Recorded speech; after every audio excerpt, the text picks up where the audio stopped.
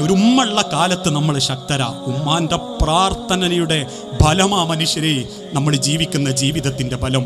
നമ്മളെ കച്ചവടം, നമ്മളെ കുടുംബം, നമ്മളെ വാഹനം, ദുനിയാവിൽ നമുക്ക് ലഭിക്കുന്ന സർവ്വകാവലും ഒരു ഉമ്മാന്റെ പ്രാർത്ഥനയാ. അതുകൊണ്ട് ആ ഉമ്മള്ളപ്പം മരിച്ചാൽ പ്രതീക്ഷ സഹാബാക്കളും പിൻകാലഘട്ടത്തിലെ താബീങ്ങളും പറഞ്ഞു, ഉമ്മള്ളപ്പം മരിച്ചാൽ അള്ളാന്റെ സ്വർഗ്ഗം ഉറപ്പാട്ടോ. സഹാബത്ത് താബീങ്ങൾ ചോദിച്ചു, അതെന്താ?